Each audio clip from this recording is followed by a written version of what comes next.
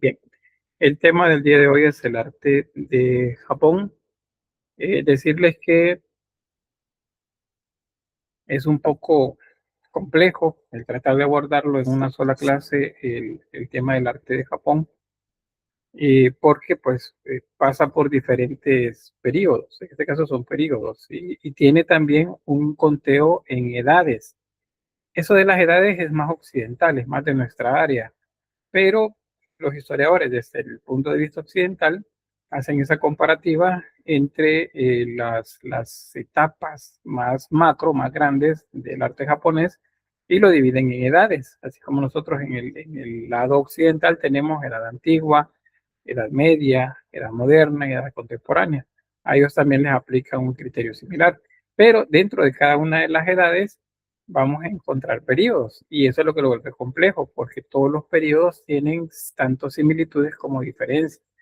Entonces, digamos que para el examen me va a interesar a mí más bien que logren identificar la obra como japonesa, más que si logran identificar el periodo. Si lo logran hacer, pues qué bien, pero si no, pues estaría conforme con que la logren identificar como algo proveniente de esta región de Japón.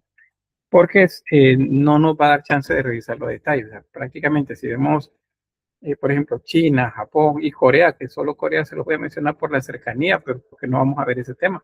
Pero solo esos tres es bastante tiempo. O sea, debería ser prácticamente una unidad solamente de esos temas, pero pues no tenemos tiempo. En la reforma que se hizo, pues, lamentablemente se resumieron las historias, entonces se han juntado muchos temas en un solo ciclo. Así es que pues vamos a hacer lo que podamos. Bien, geográficamente, a nivel del contexto geográfico, vamos a ubicar a Japón en, en la zona siempre del oriente comparado con nosotros. Sería en el globo terráqueo, es esta región que ustedes ven por acá. Vimos China, se recuerda, es acá, y antes de China vimos la India, que es esta península que vemos por acá. Y antes de eso estuvimos trabajando lo de Mesopotamia, que eso está allá, mire, en el lado occidental. Y más para allá, Egipto, apenas se ve un poquito por ahí de Egipto. Entonces, estamos ahora más hacia el oriente, y ahí es donde encontramos este grupo de islas llamados Japón. Y bueno, ¿qué es lo que tenemos cerca? Acá, como les decía, China, ¿ve? En la actualidad, pues Rusia también, un poco por ahí, Corea del Norte, Corea del Sur. Esto yo sé que les interesa a ustedes un poco, ¿verdad? La parte de Corea, pero pues no lo vamos a alcanzar a ver. Sin embargo, pues sí decirles que la influencia de China y de Corea, pues también llega acá a Japón.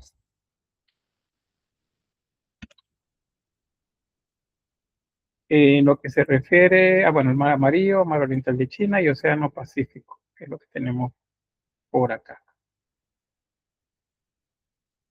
A nivel de sociedad, vamos a encontrar que, igual que las otras que hemos estado observando, tenemos una sociedad dividida en estamentos, en la que siempre el emperador es el que pues tiene el control del resto de la sociedad, ubicándose en la parte alta de esta pirámide. Bajo de ellos, los grandes propietarios, en este caso estamos hablando de personas que tienen eh, grandes extensiones de tierra, es decir, son terratenientes, y bajo ellos los guerreros samuráis. Eso principalmente cuando encontramos ya la etapa a la que se le llama Edad Media, que es cuando aparecen los samuráis como parte del componente de la sociedad. Antes de eso, digamos que como veíamos acá, abajo de los grandes propietarios, tendríamos siempre a los guerreros, no samuráis como tal, pero siempre guerreros, y bajo ellos a los campesinos y artesanos. Y comerciantes en general estarían en la base de esta pirámide. Así es como sería, veamos en términos generales. Sin embargo, les repito, según la etapa, esto va a variar un poco. El emperador siempre, como en todas las otras culturas que hemos visto, se asocia a sí mismo o su familia como descendientes de seres divinos o como seres divinos como tales. De esa manera justifican el poder que tienen. Eso, bueno, dura durante muchos siglos. De hecho, hace menos de 100 años, quizás fue el momento en el que uno de los emperadores tuvo que, ya en el siglo XX, dar la cara y decir, miren, yo soy un humano como todos, no tengo origen divino, por lo tanto, somos, que sería gente común igual a ustedes. O sea, tuvo que hacerlo. ¿Por qué? Porque tenía presiones a nivel ya políticas también de otras potencias económicas. Eso fue posterior a la Segunda Guerra Mundial. Ustedes saben que en la Segunda Guerra Mundial Japón tuvo pues uno de los episodios más tristes de la humanidad, a nivel, digo, de cuestión de la guerra, ¿verdad? Eh, las bombas atómicas, porque fue el único lugar en donde se han hecho explotar y con un saldo pues de muchas muertes. Eso prácticamente es un genocidio lo que sucedió ahí. Sin embargo, Japón se repone de eso y vemos en la actualidad pues es una potencia también. Pero como les digo, eso cambia según la época. Pero en términos generales, para la época antigua que vamos a hablar, el emperador siempre es considerado como el, eh, el descendiente de la divinidad o un ser divino como tal. A nivel de religión, pues, igual que todas las otras culturas, pues siempre tienen una religión predominante o varias religiones. En este caso, la religión es el sintoísmo. Quizás la palabra que se utilizaría como para explicar qué es esto del sintoísmo es el llamado animismo. El animismo es cuando le otorgamos a las cosas o un espíritu o unas características de ser vivo, ya sea natural o sobrenatural.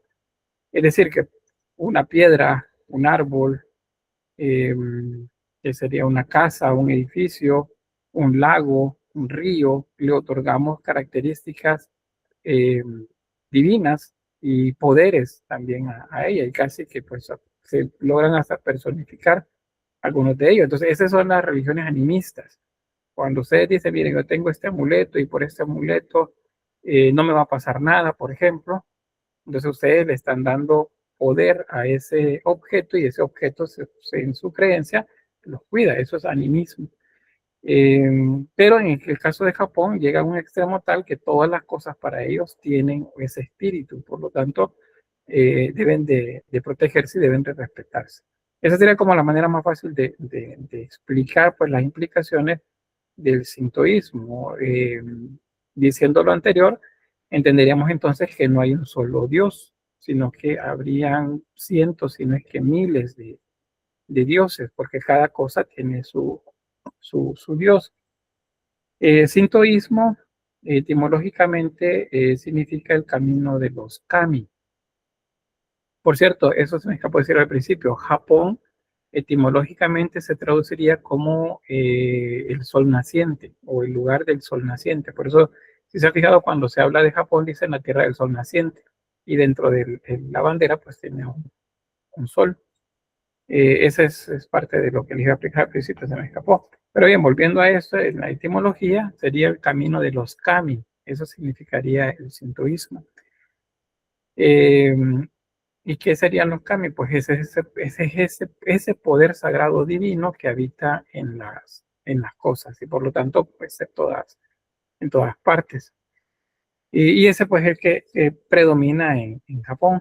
No tiene un fundador como tal, no tiene libros sagrados que haya que seguir en el sentido así como muy estricto, ¿verdad? Pero sí hay, digamos, reglas, hay normas que se siguen una vez se entra al sintoísmo como un feligres de esta religión. Y eso se ha venido enriqueciendo a lo largo también de los siglos. Dentro del sintoísmo se habla de los llamados kami, y estos serían el equivalente a seres divinos. Pero fíjense que el término Dios, por ejemplo, si les digo Dios, ustedes tienen una idea de Dios. Si le digo dioses, no estoy hablando de Dios. Por eso cuando se escribe Dios, hablando del Dios de los cristianos, se escribe con D mayúscula, porque es un nombre propio.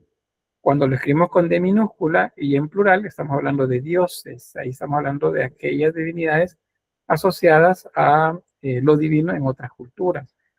Pero siempre es algo superior a nosotros, que habita en la bóveda celeste, y etcétera, etcétera. En el caso de Japón, estos kami, que sería el equivalente a dioses, son más bien energías o seres sagrados que habitan en todo lo que está a nuestro alrededor, que sería la naturaleza. Aquí les menciona en una tormenta, por ejemplo, en un zorro blanco, en una persona también, un ancestro respetable. Todos tienden a considerarse como kamis.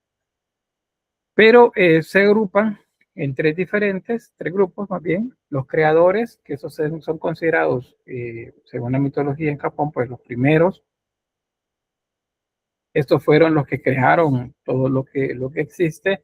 Se les conoce como Koto Amatsukami, y esas serían, tuvieron una creación espontánea, o sea, simplemente aparecieron, ya existían, sin necesidad de que alguien más les creara. Luego están los celestiales.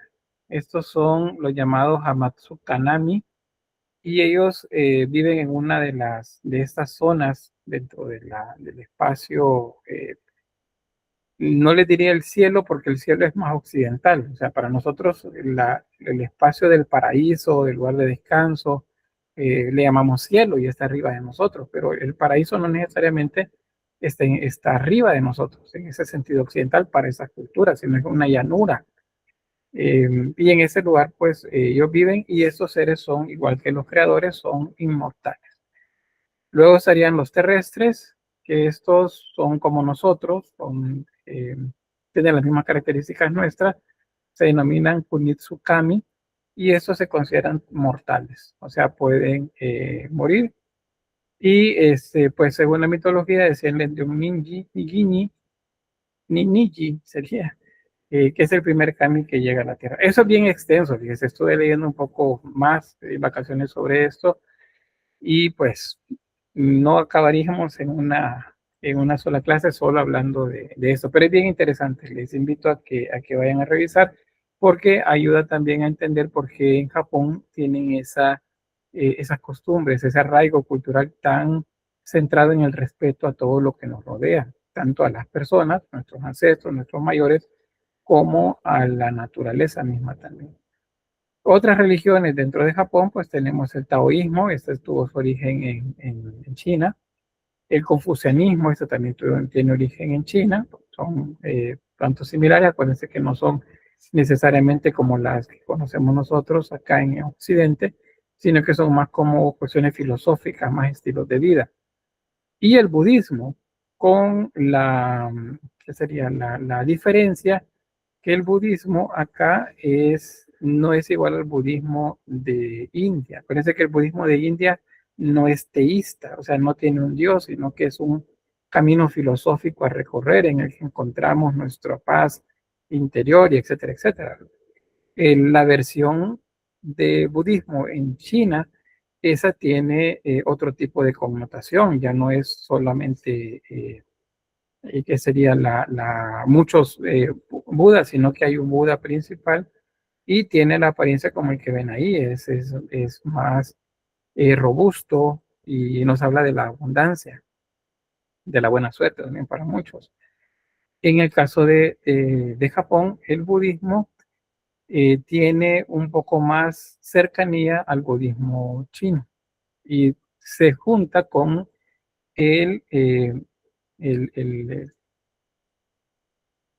se me escapa el nombre el sintoísmo. Iba a decir taoísmo, pero no es el sintoísmo, se asocia más con el sintoísmo. Y pues entonces adquiere también esas connotaciones en las que los budistas pues atesoran todo lo que está alrededor, porque todo lo que está a nuestro alrededor también es una divinidad, así sea un grillo, una hormiga, una cucaracha o cualquier otro ser viviente. Bueno, Aquí tenemos ese personaje, se llama el príncipe Shotoku. Ese es el que sería el que introduce y ordena el budismo dentro de Japón como tal. Y ahí comienza a mezclarse con el sintoísmo para tener las características que, como les comento, pues tiene en la actualidad. También acá en Japón se cree en dragones, eh, y pues la mayoría, tanto en la configuración estética de ellos como en el significado, pues es muy cercano a China, a la idea que en China se tiene de los dragones, es decir, están más cercanos al agua y vinculados a las cuestiones de, digamos, buena suerte o de la providencia favorable para las personas. No son monstruos, no son seres malignos.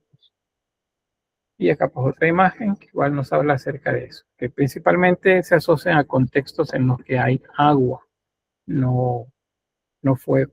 Ese lo del fuego pues ya es un agregado que le agregaremos allá en Occidente, especialmente después o durante la Edad Media.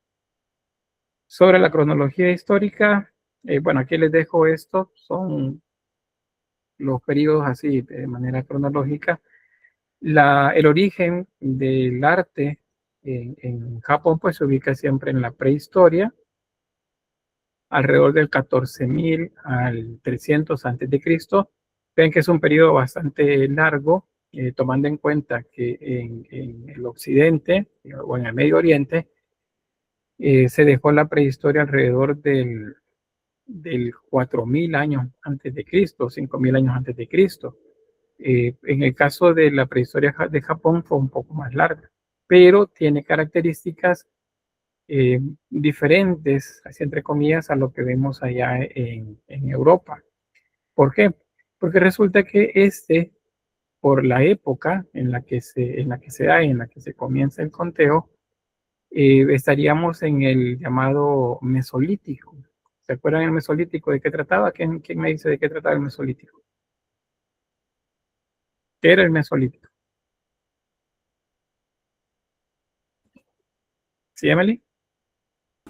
Si no mal recuerdo, creo que era la transición del paleolítico hacia el neolítico.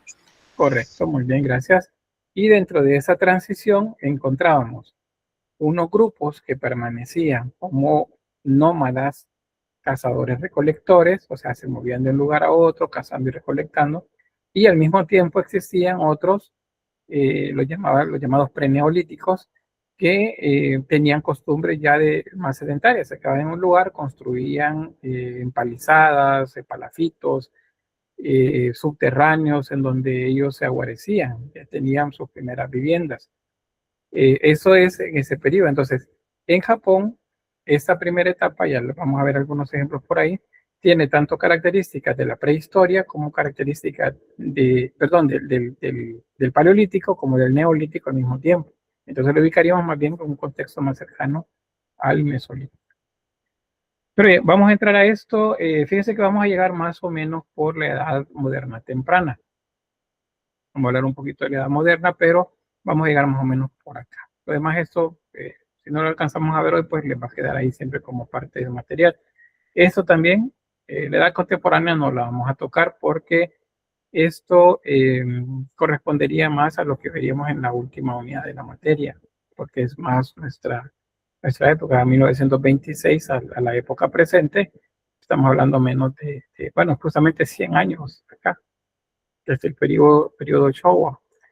Entonces, pues no vamos a ver tanto de eso, pero sí vamos a ver un poco de lo anterior. Así que comenzamos. En la etapa de la prehistoria tenemos el periodo Homón, ese que ya les mencionaba, que va del 14.000 al 300 antes de Cristo. Para que tengan una idea de qué tan extenso es esto, aquí estaríamos viendo eh, el inicio del Neolítico en algunos lugares. El Neolítico, imagínense, todavía era de piedra. Y aquí estaríamos viendo en el 300 antes de Cristo Roma en plena expansión, Alejandro Magno también en campañas ya en todo, bueno, ya conquistando toda la zona de Mesopotamia. Entonces, es una etapa bien, bien amplia. Si lo comparamos con el occidente, abarca mucho espacio de tiempo comparado con lo que se vivió allá. Entonces, ¿qué sucede con el periodo común? Que vamos a encontrar construcciones eh, monolíticas, políticas en general, construcciones como esas también. Algunos de estos son túmulos prácticamente. Túmulos serían como el que ven ahí al final, que se cubren luego de tierra y de vegetación. Pero persiste el nomadismo y son cazadores recolectores, todavía no cultivan acá, pero ya están construyendo. Entonces, por eso los japoneses ven esta etapa para ellos como algo único a nivel mundial, porque corresponde a una etapa que no es equivalente a lo que vemos en Occidente. Entonces, ese sería el periodo común. Se ha encontrado cerámica de muy buena contextura estética, como lo ven por acá. Este tipo de cerámica se caracteriza por tener bastantes rollos, como lo ven por acá. Vean, en cerámica la construcción de las piezas se puede dar en sus etapas más básicas por lascas, que son tablas hechas con barro y luego se juntan. El pellizco, que es el darle forma al barro directamente con la mano, y el rollo. En el caso del rollo, se hace un rollo primero y con ese rollo se le va dando forma al objeto cerámico. En este caso tiene tanto pellizco como tiene rollo. Por eso ven ahí esos elementos que son decorativos. Entonces, este es cerámica Jomón. Vean estos otros, estos son bien interesantes. La parte antropomórfica, figuras femeninas, ¿ve? De una figura femenina también, bastante simplificada y con diferentes elementos que lo hacen ver, pues, que es una abstracción, igual este que ven por acá. Este tiene pues un traje ceremonial. Esto de los ojos también puede ser que tenga algo, como manera como de anteojos, no anteojos como esos que uso yo, sino elementos decorativos. Aquí está otro más. Estos son como bastante comunes en la época. Si ven estas imágenes en los canales de historia, también en los programas que son un poco no tan formales con la parte histórica, pues esto lo asocian siempre a cuestiones extranaturales, pero extraordinarias. Eh, Dicen que no son humanos estas figuras, sino que son representaciones pues, de estos seres venidos de quién sabe dónde. Pero pues son interpretaciones que hacen para explicar pues aquello que no es tan, no les resulta tan fácil. Sin embargo, nosotros acá estamos aprendiendo que las respuestas son a veces sencillas, son eh, las más certeras. Y en este caso, pues estamos hablando de elementos ceremoniales colocados sobre el cuerpo. Ese es el segundo periodo llamado Yayoi. Este va del 300 antes de Cristo al 300 después de Cristo, un rango de 600 años. Y aquí ya hay sedentarismo completo y se desarrolla la agricultura y ganadería. Imagínense, esto sería eh, el neolítico para ellos. Y vean cuánto, 300 a 300.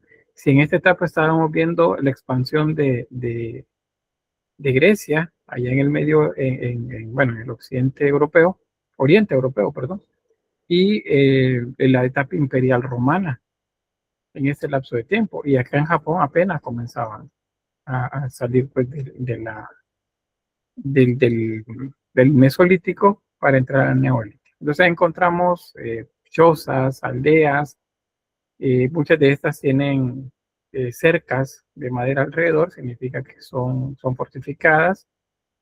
y espacios en los que se cultivaban granos. Y bueno, la ganadería como tal también aparece en este momento. De esta época también tenemos el trabajo del metal, eh, el bronce principalmente, y las piezas que se siguen trabajando con terracota. Terracota es una palabra que cada vez que la escuchan ustedes deben entender, escultura en barro. Eso significa terracota. Entonces yo les digo que una terracota, ustedes saben, escultura en barro. Eso significa. Entonces hay tanto terracotas como trabajo en bronce. Esas campanas son un tanto como digamos, ceremoniales. eh, y esas bien tienen un tanto de influencia de China y Corea. Estas, en el caso de Japón, se ubicaban eh, en los campos o en lugares públicos o cerca de lugares ceremoniales también y se golpeaban. De manera que esa vibración, ese sonido sirviera como un llamado para las buenas cosas, para todo lo bueno que debería de suceder. En el caso de un sembradío, por ejemplo, que sea una buena cosecha. Entonces, eso es lo que se hacía con estas. Hay de todo tamaño y con formas muy variadas también. Luego pasamos a la edad llamada Edad Antigua. Y en la Edad Antigua, aunque si se fijan, 250 al 538 de nuestra era, o sea, después de Cristo, para nosotros como cultura occidental esto es muy cercano. Estamos hablando hace menos de 1700 años. Pero bueno, ¿qué es lo que se hacía en o qué es lo destacable a nivel de arquitectura? Pues los mausoleos. Y este es un mausoleo. Un mausoleo es una tumba de gran tamaño. Pueden verlo acá. Esta es una maqueta en la que hay túmulos combinados. Uno circular y uno como piramidal. Y están encerrados en estas formas a nivel de campana. Estos vistos desde arriba parecen una cerradura. Este que ven acá es este. ¿Pero por qué se ve así? Es que no había agua. Fíjense que no necesariamente llevaban agua, pero algunos de los emperadores gustaban de rodearlos de agua, pero no es como una regla que tienen que llevar. Entonces, estos se llenan de agua como eh, diferentes niveles concéntricos y con el paso del tiempo, pues eh, la naturaleza gana el espacio y actualmente se ve. En este caso, que es el del emperador Mintoku, es la forma que tiene. Hay otros que están un poco mejor conservados eh, y están en diferentes lugares. Bueno, aquí creo que no les puse el mapa, no les puse el mapa. Pero así como ven acá, tiene otros mausoleos más pequeños en los alrededores. Esta está justo en medio de una ciudad y pues es bastante grande, mide, aquí está el dato, 486 metros de largo y 34.8 de altura. Es una obra bastante monumental y grande. ¿Qué es lo que se colocaba en las laderas acá? Pues estas imágenes, estas que ven por acá. Estas son terracotas, aunque también hay algunos elementos de madera y de bronce. Estos se ubicaban alrededor viendo hacia la parte externa, como si fuesen vigilantes o guardianes del mausoleo. Por eso un mausoleo es una tumba, ¿verdad? Entonces esto es lo que guardaba esto dentro de las cámaras interiores, pues es un sarcófago con el cuerpo del emperador. Aquí tenemos dos elementos, las janivas. Janivas son terracotas, les recuerdo, y son del periodo, en este caso, Kofun. Estas son las que se ubicaban, como ven, estas alrededor. Y hay pues de todo tipo. Pueden ver que la forma es bastante sencilla, es más bien una abstracción. Buscan sí representar pues diferentes movimientos, tanto figuras masculinas y femeninas y animales. Este caballo, aunque nos parezca así como muy rígido, tiene una cantidad de trabajo muy, muy grande. O sea, bueno, nosotros que trabajamos en cerámica, sabemos el trabajo que lleva esto. Es una pieza hueca, tiene, aparte de la construcción en pastillaje, perdón, de pellizco, una cantidad bastante amplia de decoración en pastillaje. Pastillaje cuando se pega como manera de pastillas de barro sobre el barro, y de esa manera se logran estas decoraciones. Y la pieza va hueca. O sea, hacer una pieza hueca con estas características requiere bastante habilidad. En cuanto a la pintura de esta época, pues encontramos murales, en este caso unas jóvenes. Los colores son bastante brillantes, representan la cultura propia. Y la otra cosa que es bien característica, los abanicos, como manera de sombrías también. Y los colores se conservan bastante bien. Voy a ver si les comparto por ahí un video también que anduve buscando sobre cómo se preparan algunas pinturas para hacer murales, por ejemplo. Se tritura, por ejemplo, el material, la piedra. En algunos casos la piedra se cocciona primero, se pone al fuego, luego de quemada entonces se procesa, se muele, luego se cuela, se agrega agua, se va limpiando las impurezas, y luego esa suspensión de pigmentos en el agua se le agrega un aglutinante para hacerla un tanto eh, más pastosa, y ya con eso se va pintando. Es bien interesante todo el procedimiento, y se los voy a colocar en el grupo de Facebook. Bueno, pasando del periodo anterior, pues tenemos el periodo de azúcar. Este va del siglo sexto, perdón, al siglo octavo. ¿Qué es lo que estamos viendo allá en el occidente? Pues la consolidación del cristianismo y el aparecimiento de la cultura, perdón, de la religión musulmana. Eso es lo que veíamos allá en Occidente para esta época. Es un periodo también de consolidación del poder de esta familia, los Yamato, y ellos pues comienzan desde esta región a ejercer poder en la mayor parte del territorio. A nivel de arquitectura hay un estilo que comienza a ser como más presente, y es el de las maderas, especialmente esta planta, Cryptomeria japonica. Aquí les puse solo Cryptomeria, pero es Cryptomeria japonica, es que le llaman cedro japonés. Es como un pino, si lo viéramos, pero el asunto es que el color de la madera era muy gustado en la época.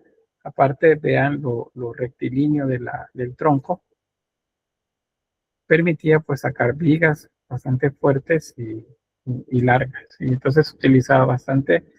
Este es como una de las características principales. Otro dato también interesante de eso es que cuando construían, en muchos casos no lleva clavos de metal, sino que todo se hace con madera. ¿Y cómo? Pues haciendo como, digamos, engranajes entre la madera, para que ella misma sirva como llave para encajar bien una pieza con otra.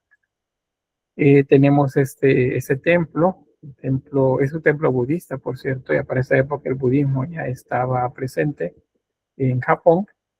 Y se le llama azucadera, se le llama a este lugar, no azucarera. Alguien me dijo una vez una azucarera, no, azucadera.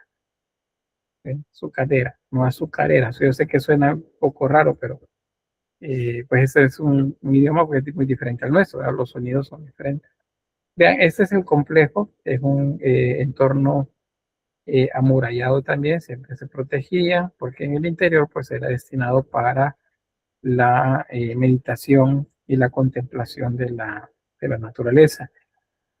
Tanto en el sintoísmo como en el budismo, que son como las mezclas que se hacen también, o las dos religiones con más adeptos en Japón, el paisaje circundante es bien importante dentro de los edificios, o en los edificios, porque de esa manera se mantiene una armonía. Parte de esa armonía es, por ejemplo, la simetría. Si yo veo ese templo, que es uno de los representados de esos de la maqueta, si yo trazo una línea acá a la mitad, lo que tengo a la izquierda también lo tengo a la derecha. O izquierda y derecha se equilibran. Entonces, son edificios bastante estéticos por ese equilibrio que guardan. La mayoría son edificios de madera. En la parte interior tiene divisiones. Muchas de las divisiones son como biombos o paredes corredizas, muchas de ellas eh, con papel de arroz. Eso permitía que las construcciones fueran un tanto más livianas y resistieran tanto, bueno, sólidas, pero livianas me refiero en cuestión de peso y sobrevivieran bastante los movimientos telúricos. Acuérdense que Japón es una zona donde tiembla bastante y pues de esa manera lograban conservar bastante los edificios.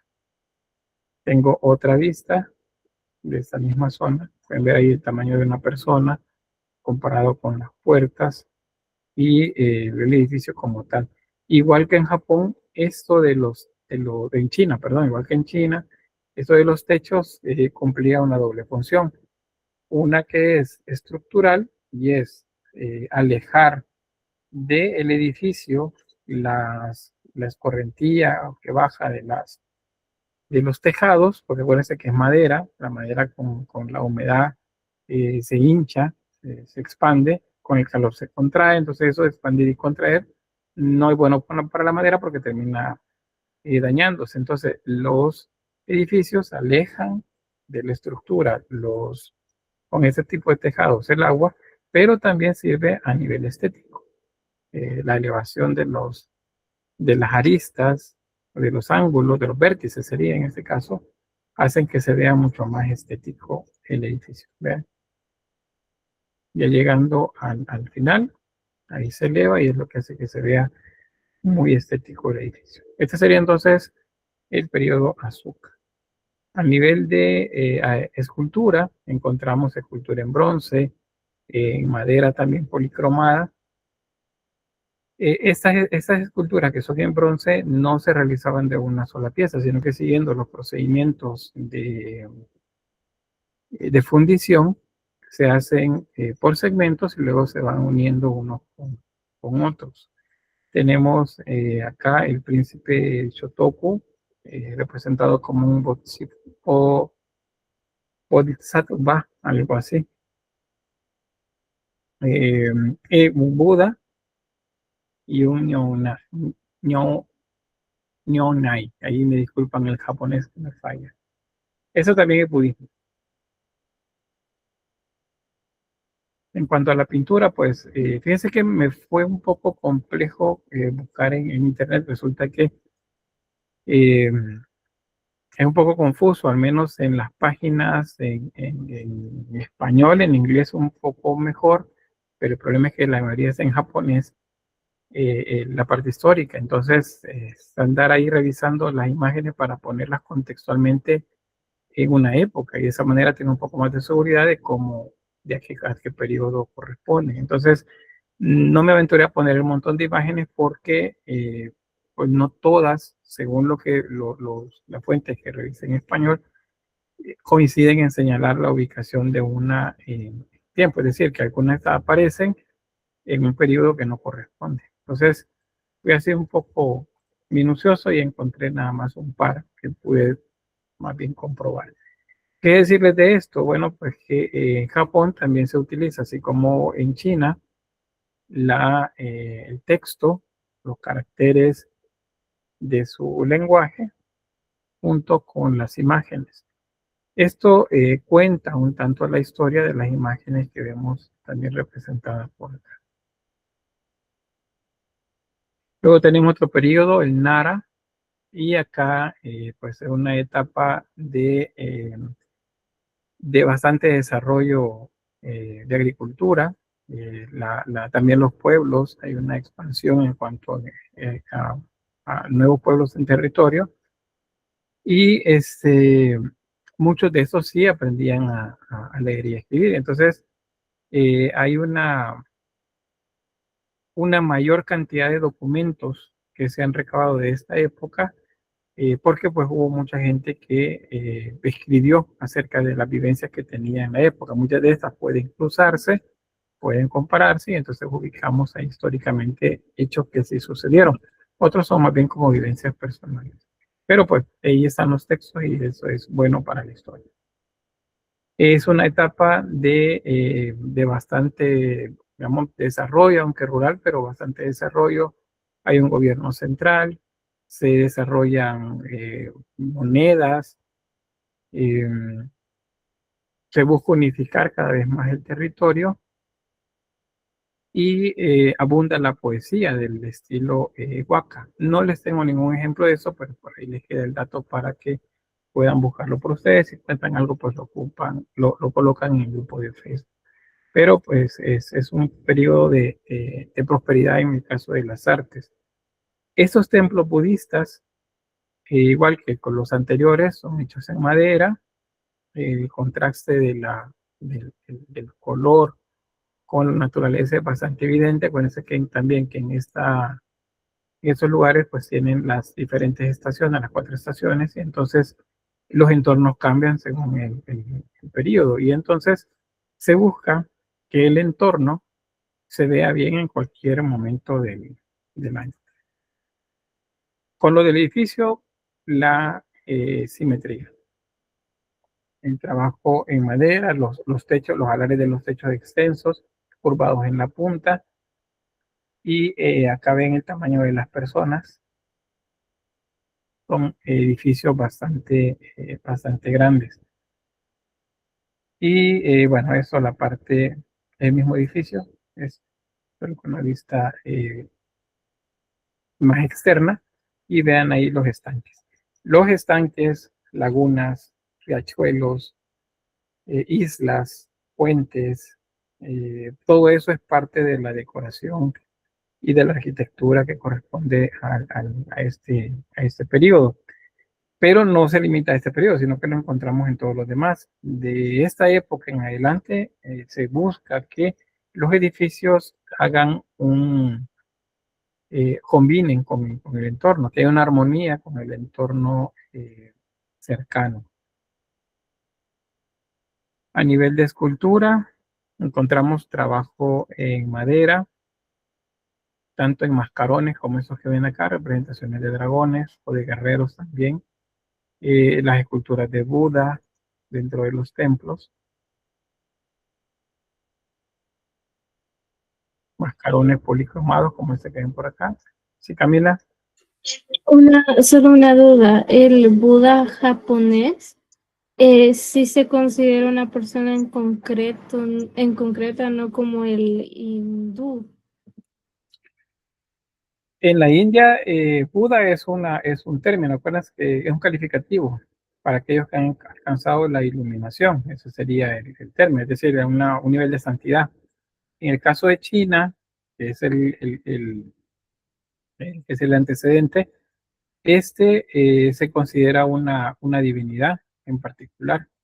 Bueno, no una divinidad, pero no una divinidad en el sentido occidental. O sea, para nosotros una divinidad es un dios. En este caso no, es un ser simplemente divino e iluminado, que representa al mismo, digamos, al mismo, pero sin nombre.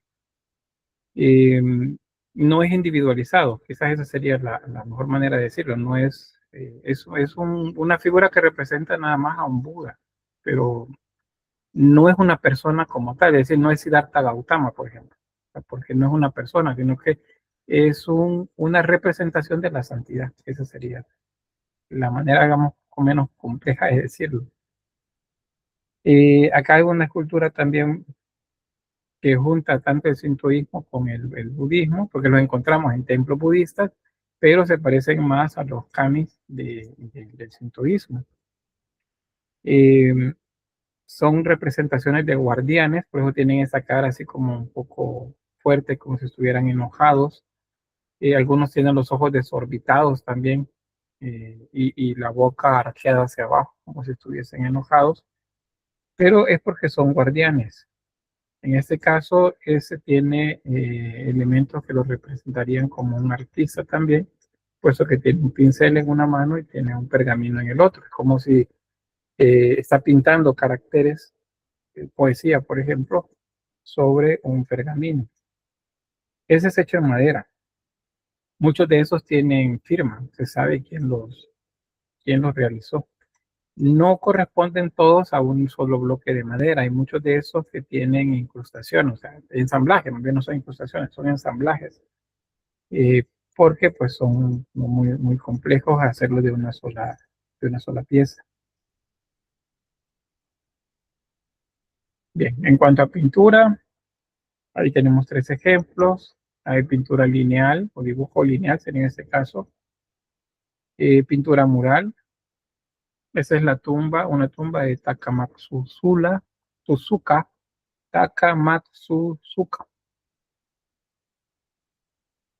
un emperador también por acá.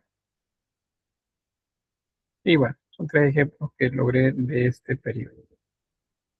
Luego pasamos a la llamada época clásica. Acabamos de ver la época antigua. Esta es la época clásica, el periodo Heian, del 784 a 1185, que estamos viendo acá en el lado occidental. En esa etapa es el románico, por ejemplo, o una de las edades de oro ya más tardías de Bizancio. Es la época del cisma en el cristianismo allá en Europa. El cristianismo se parte en dos y bueno, para esa época acá apenas están entrando en la época clásica. Allá en el oriente, en occidente, la época clásica fue anterior a la edad media, es Grecia y Roma. Acá es mucho más tardío. Pero seguimos con un tipo de arquitectura centrado en los palacios, en los templos, y en este caso es el palacio de Heian, que dice Heian Kyo en Kioto. Y bueno, vemos ahí siempre el estanque o lago artificial, ríos a veces cercanos a las edificaciones. Son edificaciones bastante complejas. No hay problema, Néstor, está bien.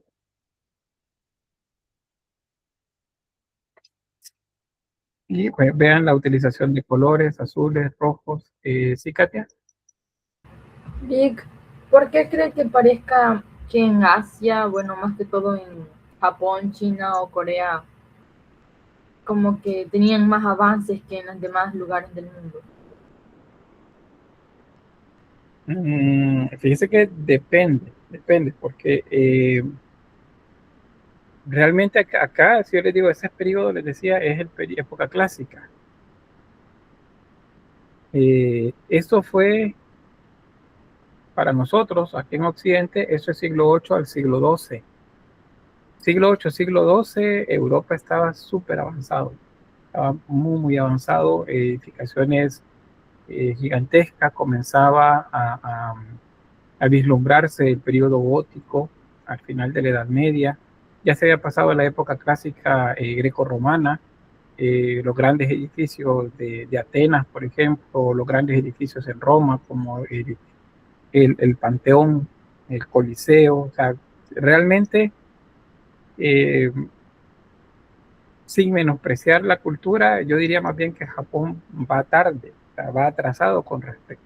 O sea, lo que pasa es que nosotros no hemos visto esta etapa allá en el occidente, pero Japón va atrás del desarrollo en occidente. No sé si le respondo por ahí la pregunta. Porque sí pareciera, pero es que lo que pasa es que no hemos visto todavía lo que para esta época se hacía allá. Creo que también es porque Japón conserva muchas de las cosas de sus épocas. Ese es otro elemento interesante de lo que menciona. La misma idea de eso del sintoísmo y el budismo hacen que se respete mucho lo cultural, lo que se ha hecho, porque al ser una religión animista, todo lo que está hecho contiene seres especiales, ¿verdad? Entonces cuida mucho más, efectivamente lo cuidan. Lo único que destruye estas cosas, bueno, estas cosas no, estos edificios, estos palacios, estos templos, estos lugares amplios pues, de la cultura son los terremotos. O sea, es la misma naturaleza, terremotos, tsunamis, es lo único que lo destruye. De lo contrario, bueno, incendios también. De lo contrario, estos se cuidan bastante. Y quizás por eso es que sí tenemos esa percepción que Japón en eso sí es diferente. Bueno, China también, Corea, son culturas que miran diferente la parte cultural. Lo miran con mucho más respeto. Bueno, ahí tenemos, les decía esto, siempre vemos la simetría, la mitad del edificio es este, todo lo que vemos a izquierda lo encontramos también hacia la derecha, el mismo tipo de techos, con los alares extendidos, de manera que alejen que los canales de desagüe del edificio. Y en este caso les estaba mencionando la utilización de azul y rojo, que son considerados colores de la realeza. Vean esta otra más, esta también es del periodo Heian. Y pues mucho color. Este es en Heian Jingu, algo así creo que se pronuncia. Mi japonés falla. Vean, en el caso este, la techumbre es igual, es alzado en los vértices, que serían las esquinas. Es verde y naranja y blanco el resto del edificio. Vean el tamaño de las personas, los edificios realmente son grandes. Muchos de estos, les repito, no tienen clavos, no tienen estructura metálica dentro, sino que todo es hecho con madera. Vean esos pilares. De ahí la importancia del cedro japonés, ¿verdad? Porque permitía hacer cortes en la madera bastante largos. Es muy estilizada también la arquitectura de este momento. A nivel de escultura, bueno, aquí tenemos un rango así un poco amplio. Tenemos tanto figuras que son más hieráticas, es decir, más rígidas, como este Buda,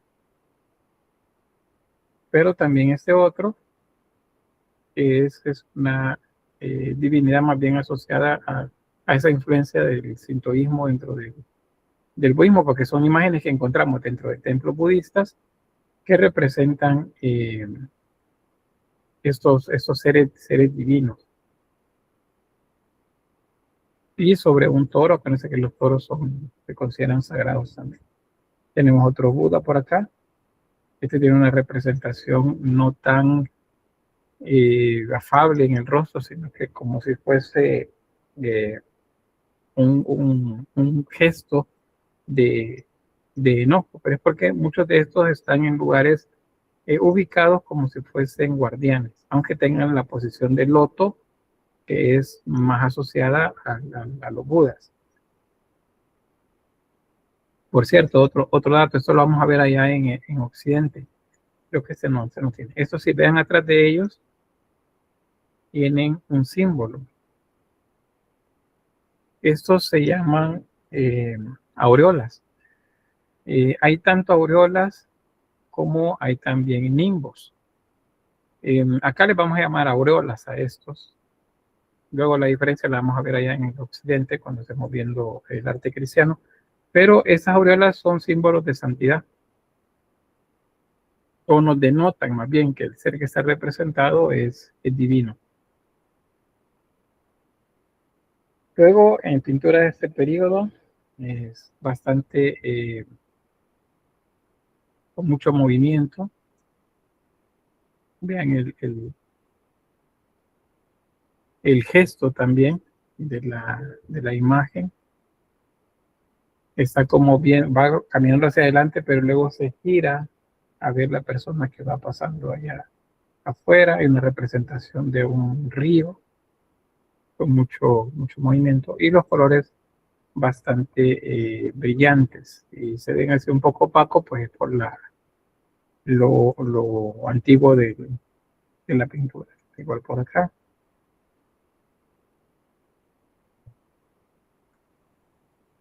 En muchos casos estas son representaciones de la vida cortesana, o sea, la vida de las personas alrededor de la corte del emperador. Bien, luego pasamos a la Edad Media.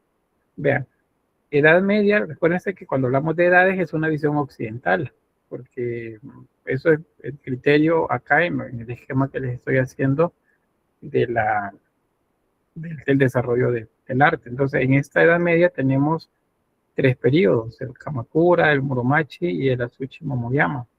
Esto nos lleva desde el 1185 hasta el 1603. En términos del arte occidental, estamos hablando del siglo XII al siglo XVII, es decir, desde el románico hasta el inicio del barroco, por acá. Entonces es un periodo bastante amplio. De esta etapa hay influencia que llega hasta, tanto de Japón como de China, llega hasta Europa. Hay bastante influencia de esa región. Bien, aquí algunos ejemplos. Periodo Kamakura. Vea, esa es Edad Media.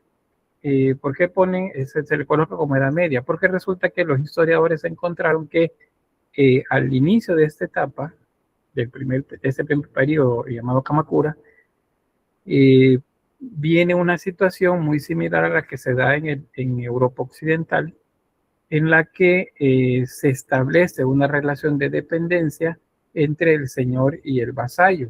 El señor entendido sería el que ostenta el poder, ¿verdad? Tanto económico, político como militar. Y el vasallo es un campesino, un comerciante, un artesano que está en condición de vasallaje, o sea, está al servicio de el señor. Y al decir señor me refiero al señor acá en la tierra, o sea, un rey, un noble, no el señor en términos religiosos. Entonces, por eso es que le dan a esta etapa el nombre de Edad Media. Pero por la época, para el mundo occidental, prácticamente se está saliendo de Edad Media allá. Bien, pero ¿qué se refiere a eso? Bueno, Kamakura está en esta región. Acá. Por ahí tengo el cursor. En esta etapa, los que aparecen como élite militar y gobernante son los samuráis. Esos samuráis también es otra de las cosas que llaman bastante la atención, ¿verdad? Esos guerreros, por la vestimenta, el tipo de armadura que usaban, el tipo de armas. Hay muchas películas que Hollywood nos pinta a estos guerreros. Lo cierto de ellos es que lograron mantener a fuerza de espada el control de los territorios y pues eran muy temidos, y ahí es donde viene la parte esta del vasallaje. Al final la gente prefirió no meterse con ellos y obedecerlos en todo lo que les dijeran. Entonces ellos imponían en tanto su voluntad política, militar, y también un poco lo religioso. Entonces por eso se le llama Edad Media a eso. Por eso y feudal le llaman, esa es la otra palabra. Un feudo es una porción de territorio asociada a un señor, es decir, a una persona que lo gobierna, y que contiene en el territorio un grupo poblacional, es decir, un poblado, una aldea, que prácticamente le pertenecen a ese señor. O sea, él es dueño de la tierra, de las personas y de lo que produce la tierra. Ese es un feudo. Y la gente que vive ahí tiene que pagarle el derecho de vivir ahí a él, en condición de que él también se supone que los va a defender, les va a dar protección en el caso que venga una guerra, por ejemplo. Entonces ellos aceptan el gobierno de ese personaje, que les imponga impuestos, que le tienen que dar de la cosecha, o sea, tienen que cosecharle a él, al señor, tienen que cosechar para ellos, y de eso que cosechan para ellos, tienen que darle una parte a él también. Eso es así como funciona un feudo. Entonces, una situación similar, no es igual a la europea, pero similar es la que se da a partir de este periodo del Kamakura. Por eso es que el término pues se utiliza, pero les repito, si lo leyéramos en términos de un historiador japonés, les aseguro que los términos irían diferentes, pero en el esquema que les he propuesto acá, que les he traído para el desarrollo de la clase es más cercano a lo que conocemos en el mundo occidental. Bien, arquitectura Kamakura, aquí tengo 2 ejemplos. Esta es una sala de reliquias en un templo. La sala de reliquias es en Gakuji, sería. Es el lugar donde se colocaban algunos elementos, objetos de importancia religiosa dentro del lugar. Ven que es completamente en madera. En este caso la tonalidad es como cobriza, es madera. Por cierto, que la madera, cuando si no la pintaban de manera polícroma, que hemos visto en otros templos, le daban una pátina como un añejador, un barniz oscuro, o le dejaban el tono natural de la madera. Cualquiera de las opciones era válida. Esa, por ejemplo, es la madera se ha oxidado. Oxidar no solamente sucede con el metal, aunque es un término que asociamos al metal, pero oxidación es realmente lo que sucede cuando el oxígeno envejece, o más bien en presencia del oxígeno se envejecen los elementos. En el caso de la madera, por ejemplo, sucede algo similar, se oscurece. No sé si han visto ustedes, tienen una madera a la intemperie o bajo techo y con el tiempo se va oscureciendo. Entonces eso es lo que pasa acá.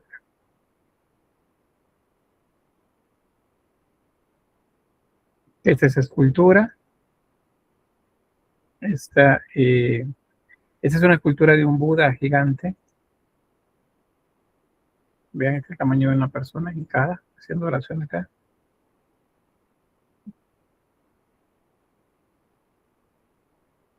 Este otro personaje, como un monje. Y otra vez los guerreros. Este es Anyo, guardián budista. También de un templo budista, pero pues tiene la apariencia de un guerrero. Eso es hecho en madera. No es un solo bloque de madera. A veces tenemos como la idea de que estas esculturas se hacen de un solo bloque, pero lo cierto es que son ensambles. Son ensamblajes los que se hacen.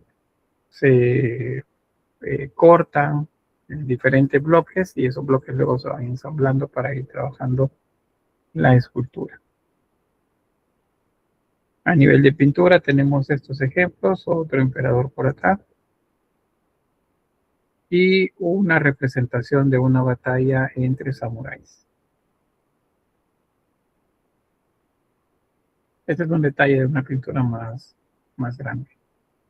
Vean que las imágenes son estilizadas, pero pues con mucho movimiento, representando la crudeza de la batalla. Otros ejemplos de pintura. Esta lleva caracteres en japonés.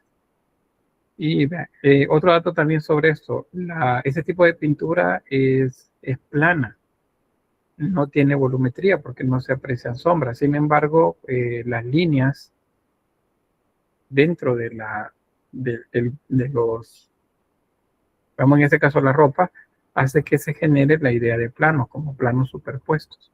Por eso pareciera que es volumétrico, pero realmente al verlo a detalle es plano. Sí, lleva una cantidad de detalle bastante grande. Tenemos otro ejemplo acá. Están haciendo referencia al emperador, ubicado por allá, con trajes ceremoniales. Aquí vemos una procesión.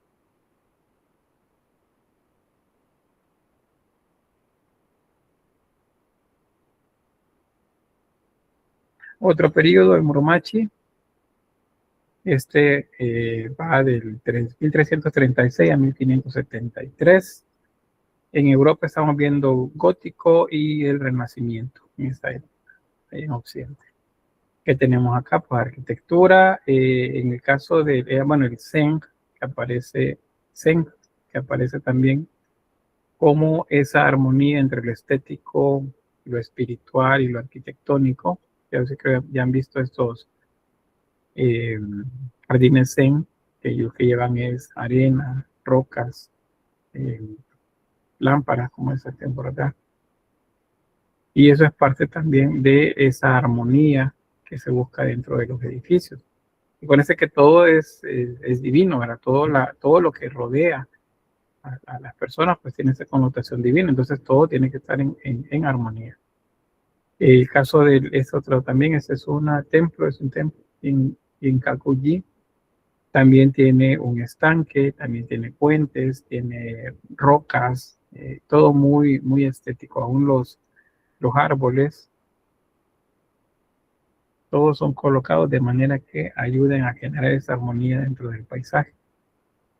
Bueno, no sé si alguno de ustedes habrá ido a Japón, yo no he ido, pero sí tengo algunos amigos, amigas que han ido, y bueno, entre las partes que nos comparte eh, es justamente esa armonía entre las cosas, lo equilibrado y armonioso de los paisajes. Y eso no es adrede, o sea, perdón, no es hecho solo porque sí, sino que tiene un ordenamiento. Otro guerrero, pero ese es de la etapa del periodo Muromachi, es un guardián de un templo de Midera.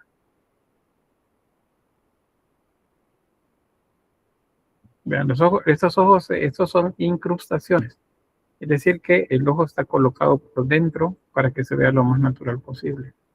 Los rostros se ven así como deformados porque lo que buscan es generar esa eh, como impresión en las personas que están cerca de las imágenes. En al nivel anatómico, pues no corresponde con el natural, es simplemente volúmenes generando la idea de musculatura o de parte del esqueleto, pero no es natural la representación anatómica.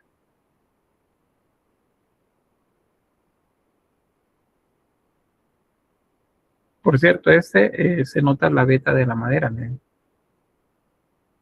Acuérdense que o es policromado o tiene el color natural de la madera, o se le agrega una pátina como manera de esmalte sobre la superficie.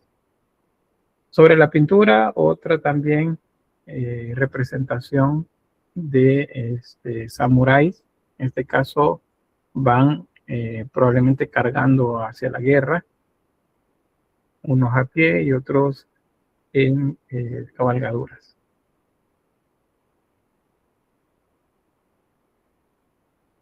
Luego la Tsushima Moyama, el final de ese periodo. Y en arquitectura, pues principalmente lo vamos a caracterizar ya en ese momento por la monumentalidad. O sea, ya habían de hecho edificios monumentales, pero acá se desborda esa idea. Hay una búsqueda de representar la misma grandeza de los señores feudales, pueden ser los que dominan un territorio, a partir también de los edificios. Se vuelve una trama un poco más compleja en la construcción del edificio, y hay como incrustaciones entre techos para que se vea más complejo y más estético. Siempre guardando el mismo principio. La techumbre, el alargue de la techumbre se alarga y se curva en las esquinas.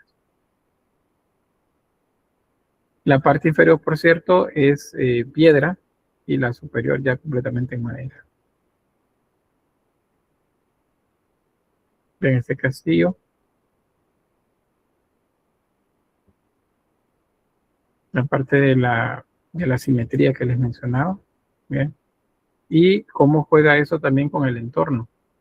En este caso, el lago que nos acá. Este es un santuario, Usaki Hachimangu, en Sendai.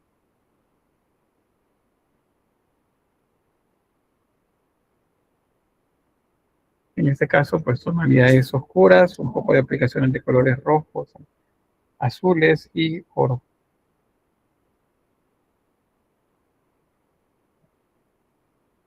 A nivel de escultura, pues destacan estas que son trajes pero el trabajo es escultórico el que lleva.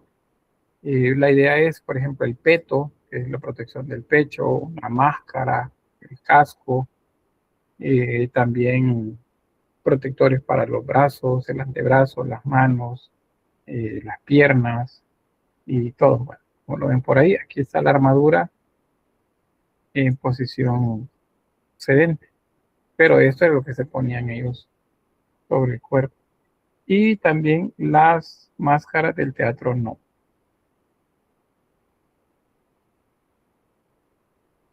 No sé si han visto representaciones teatrales de Japón, eso es bien interesante.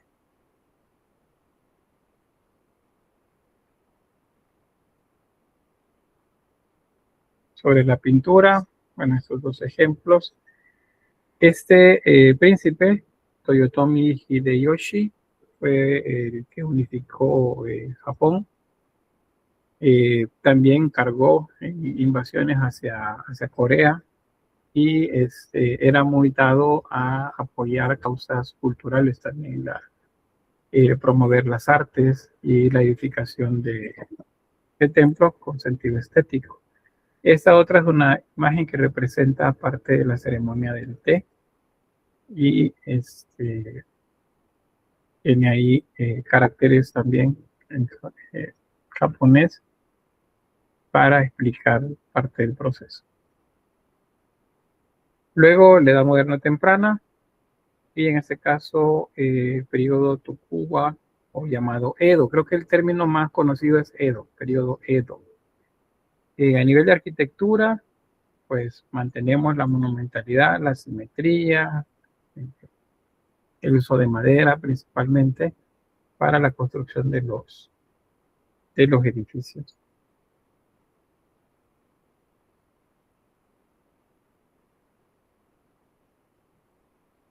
Vean este. Como les decía, la parte estética es como bien importante a la hora del planeamiento arquitectónico. Tenemos igual, como les mencionaba en el periodo anterior, piedra y luego sobre la piedra ya el edificio. En este caso también pues las estructuras igual pues las pagodas tal cual como las hemos visto, un puente y bueno, eso. Yo se los coloqué un poco más por la parte del paisaje, que es el mismo edificio. Bien hubiera podido ponerles otro, pero eso nada más es para remarcar lo que tiene que ver con la parte estética. Estos espejos de agua son muy necesarios a la hora de la edificación de estos lugares. ¿Sí, Camila? Imagino que todas esas estructuras de castillos y así, bueno, perdón, los castillos han quedado únicamente como estructuras de la cultura, pero no se utilizan como vivienda ni nada por el estilo. Son como, sí, gracias. Son como museos, algunos de ellos. Bueno, los que son templos siguen teniendo el mismo uso. Como lugares, tal vez no como de peregrinaje como tal, pero sí lugares donde se acercan a hacer reverencia. No son lugares en el sentido de peregrinación como lo conocemos en Occidente. Y los otros, los que son palacios, muchos se han convertido en museos de la época, o sea, del periodo. Muy pocos se mantienen como, digamos, como vivienda. Es más fácil conservarlos de esta manera, como bien lo decía. Un dato, la parte de las plantas, los árboles, todo esto es medido. Se ha sembrado ahí por una razón, porque combina con esto, a nivel de paisaje, hace contraste con aquello, el tipo de árboles. Le puede hacer una ¿qué sería? Comparación. Bueno, ni comparación, porque no es incomparable, pero quizás una mención más bien, de que acá en nuestro país, cuando habían construido, bueno, parques, se pensaba en la sombra, o sea, en la parte funcional. Entonces los árboles que se colocaban en árboles de sombra. Muy poco se pensaba en árboles frutales, por ejemplo, o en árboles que producen un tipo de flor. Pero hace un par de años comenzaron a moverse en redes sociales muchas fotografías de nuestro árbol nacional, el maquilisguat, y entonces a nivel instituciones, pues se puso en marcha planes de reforestación, pero con esos árboles, para que en determinado momento del año, pues todo se ponga de colores. En algunos lugares de manera excepcional sí se hacían. Por ejemplo, hay una calle, no recuerdo el nombre de la calle, pero es la que pasa entre Metrocentro y Metrosur, baja en dirección a la que une la Plaza México con la Juan Pablo II. Hay una calle ahí que está llena de maquilismo. Está digamos, en la acera del lado de Metrocentro. Entonces, allá por febrero, marzo, eso se ve muy bien, es una panorámica muy, muy interesante. El corte blanco, que otros. Bueno, hay una cantidad de árboles que dan flor en determinado momento y que simplemente los sembraban aquí por allá. Ahora le han puesto atención a eso porque eventualmente, o sea, con el tiempo, esos lugares se van a constituir en espacios armoniosos, tanto en la parte natural, que serán los árboles decorativos, como las edificaciones. Por eso que en el centro anduvieron sembrando maquilismo. En las calles, en las carreteras también anduvieron sembrando. Aquí por la zona que transito, pasaron sembrando un montón. Más de la mitad no sobrevivió el verano, porque lo hicieron ya casi terminando el invierno. No sobrevivió el verano y el siguiente invierno estaban secos. Pero pues tuvieron esa intención y así lo siguen haciendo últimamente. Entonces, en Japón, desde siempre ha sido así. Eso es lo que quería llegarles con esa mención de lo que es acá. Pero les decía, no hay comparación porque estos son siglos de trabajo. No es un par de años de trabajo, no, son siglos de trabajo los que ha llevado a que esas edificaciones, estos entornos se vean de esta forma, como verdaderos paisajes. Bien, siempre sobre la escultura Edo o Edo, tenemos unificadores de Japón. Son 3, pero solo encontré imágenes de 2. El otro está un poco borroso, no la quise poner, pero aquí tenemos 2 esculturas. Son policromadas, son siempre en madera. Vean que están sobre un trono que tiene una piel de tigre, que ese es un símbolo de que dominan la naturaleza.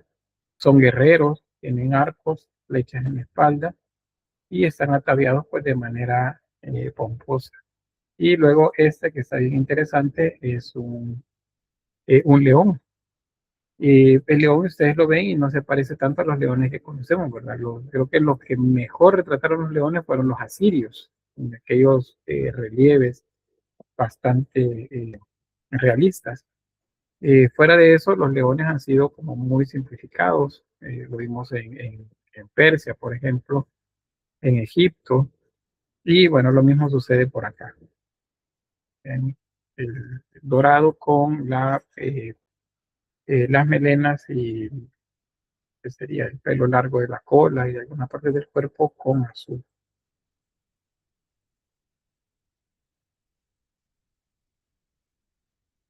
Bien, en la pintura tenemos igual representaciones de guerreros, emperadores. Vean el fondo, cuando se pintan fondos siempre es la idea de resaltar la orografía, que serían las montañas, el paisaje, la arquitectura. Tenemos un guerrero, como les mencionaba, un samurái, y luego bueno, escenas de danzas y de agricultura. Vean también acá, en el caso de los árboles, cómo se entrelazan. Esas puertas, por cierto, bueno, no creo que no les puse ninguna por ahí, pero estos se consideran puertas ceremoniales o algo parecido. Es como si atravesarlas es algo místico por ellas y están ahí pues, justamente para eso. Emily dice, no sé si hay yo, pero siento que esa representación de animal parece a la de China, y específicamente a la del dragón. No sé si influencia, es probablemente que se influencia, ¿no? Pero es probable. Las cabezas de los dragones tienen ciertas similitudes con algunas representaciones de tigres o de leones. Acuérdense que muchas de las personas que hacían eso ni siquiera habían visto un animal de esos de frente en su vida. Y partían pues de grabados o de pinturas que alguien más había hecho en algún momento. Bueno, sobre la edad moderna, de esto solamente en términos generales les voy a hablar. El periodo Meiji es del mitad del siglo XIX al inicio del siglo XX.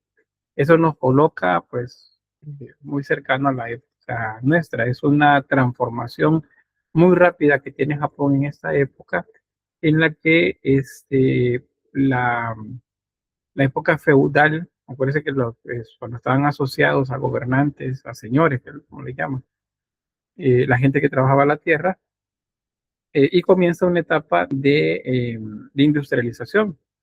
Ya en el siglo XVIII ya había comenzado la industrialización en países como Inglaterra, luego en Francia, y ya había pasado la de la máquina de vapor, la de la electricidad. Entonces, en ese justo momento es donde cae Japón a esta época, y esta restauración pues devuelve el poder al emperador, ya no a los señores feudales. Y eso implica hacer reformas políticas, sociales y económicas bastante fuertes que hicieron pues que Japón saliera de esta época, hace un poco, bueno, a ver, medieval, la anterior de la temprana edad moderna, lo saca de eso y lo ubica más bien en la época ya más actualizada.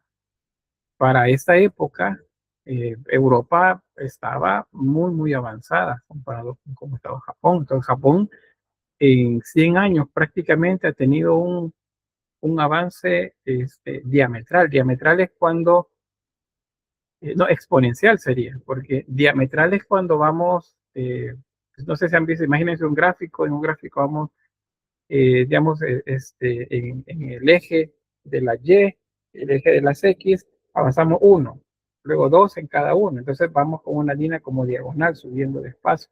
Eso es diametral. Exponencial es cuando simplemente comenzamos a subir. Entonces Japón ese es el tipo de desarrollo que tuvo, impulsado pues por esas medidas económicas tomadas en su momento. Este es la familia del emperador, un grabado, parece que es o una litografía. Y aquí comenzamos, María, no hay problema, María, está bien. Aquí comenzamos a ver pues ya la fotografía. De esa época hay fotografías de samuráis, por cierto, últimos que tenían, digamos, como la pureza en cuanto a su desarrollo. Tenemos también grabados. Japón entra en la Primera Guerra Mundial también. Y ese encuentro con el mundo occidental. Los ingleses, franceses, llegaron a esta región. Y entonces, pues eso hizo que pues dos mundos prácticamente chocaran. Digo chocaran porque las maneras, la religión, bueno, el cristianismo entró mucho antes. De hecho, ahí por el siglo XVI, XVII, hay algunas imágenes que son cristianas en el nivel de escultura que se hacían en Japón, pero el cristianismo fue una religión minúscula comparado con el desarrollo del sintoísmo o el budismo. Pero bien, ese choque se da en esta época. Vean lo que ya hemos visto en otros momentos sobre la estratificación social mostrada a nivel de imágenes. Vean estos que se supone son los líderes y vean el pueblo caminando atrás. Vean estos que simbolizarían guerreros. Miren ustedes que esos eran gigantes, porque nada más está diciéndonos que son las personas importantes en la imagen. Pero ahí es donde viene esa falsa idea de que existieron gigantes, gigantes en el término eso de que eran personas exageradamente altas. Pero bien, vamos a avanzar. Este otro periodo, el Taisho, es una etapa breve, prácticamente correspondería a la Primera Guerra Mundial como tal. Esa será mostrada en esta otra imagen, esa de acá. Y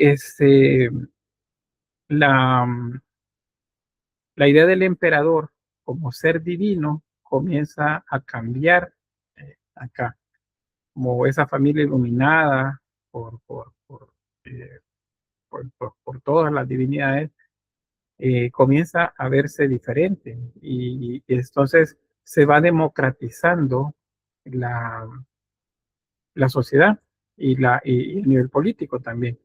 Eso tiene que ver con la influencia de Occidente.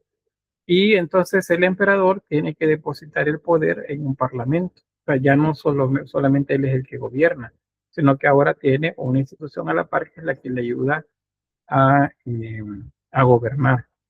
Eventualmente eso lo que va a hacer es ir apartando el poder del emperador y dejarlo nada más como un elemento más bien ceremonial. Ese sería el caso. Es también la etapa de un terremoto en 1923, el terremoto de Kanto, que destruye pues mucho del territorio en Japón. Aquí tenemos algunas imágenes, hay fotografías, vean esto, el enseñarles a los niños el uso de las armas, porque pues era necesario utilizar más personas para la guerra, pues eran los que iban a usar. Aquí tenemos personas de la élite. Y a nivel artístico, pues vemos ahí un poco de un dibujo que muestra seres extraordinarios al frente de un grupo de personas. Bueno, luego la que se llama edad contemporánea, esta igual, solo se las explico, no vamos a ver mucho del arte por acá porque eso es lo que nos alargaría bastante y el tema pues no es para extendernos tanto. Hay varias, bueno, hay tres etapas o eras, como le llaman acá, la Showa, la Heisei y la Reiwa, en donde estamos en la actualidad. La era Showa es una etapa de militarismo en Japón. Es lo que, o sea, lo que sucede es que el emperador deposita el poder en una élite militar. Y entonces estos son los que embarcan a Japón alineándolo con el llamado eje del mal, o sea, lo alinea con Alemania, con Italia y es parte de lo que llaman el eje del mal a Japón.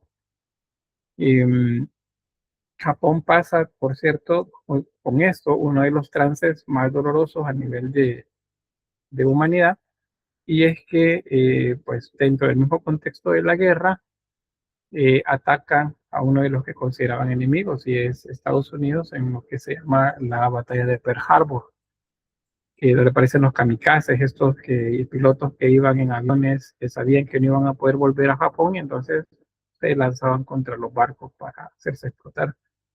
Eso es lo que luego lleva pues, a ser atacados de manera directa y contundente, de manera inhumana, también hay que decirlo, por parte de una potencia. Y ahí es donde vienen las dos bombas atómicas, una sobre Hiroshima y la otra sobre Nagasaki. Pero eso vamos a verlo más adelante cuando lleguemos a esa época en la última unidad. Luego el periodo G6. Bueno, por cierto, que es algo interesante que sí sucede después. Resulta que Japón capitula, es decir, se rinde y se somete a las disposiciones de Estados Unidos. La idea de destruir es porque luego hay que reconstruir, ¿verdad? Entonces ahí es donde está el negocio. Destruir para después poner proyectos de reconstrucción.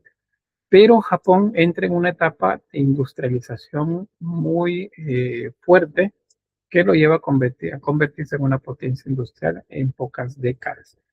Luego viene la época 1989 al 19, esa etapa de 30 años más o menos, que es posterior a la muerte del emperador Hirohito. Luego viene el hijo del Akihito, es el que toma el poder y es le llaman la década perdida, es un trance económico complejo en la década de los 90. En la década de los 90 es la época de la globalización, aparece el Internet. No tenía redes sociales como ahorita, pero el Internet permitió que la comunicación mejorara en muchas maneras. Acá en nuestro país el Internet se pone de moda a finales de los 90 y principios de la primera década de este siglo. Pero pues los avances tecnológicos también de esta época y los desastres naturales también que vienen ya en este siglo, como por ejemplo el terremoto de Kobe y el subsecuente tsunami del 2011. Hay muchos videos, por cierto, de lo terrible que fue eso, que pueden consultar ahí en internet. Y luego viene la era Reiwa. Reiwa toma el poder el nieto de Hirohito, que es Naruhito, y pues es lo que tenemos hasta la actualidad. Van 6 años más o menos de este periodo, y bueno, Japón es toda una potencia en la actualidad. Ahí tenemos algunas imágenes de lo que les he comentado. Este es de Pearl Harbor, y esto es lo que quedó de Hiroshima, luego de la primera bomba, que este es Hirohito. Hirohito es eh, digamos, el emperador que tuvo que pararse enfrente de una, pero o sea, la gente casi que ni lo conocía antes de todo lo que sucedió, pero tuvo que pararse enfrente y decir, miren, yo no soy de origen divino, sino que soy una persona, y entonces a nivel político, y bueno, toda la explicación.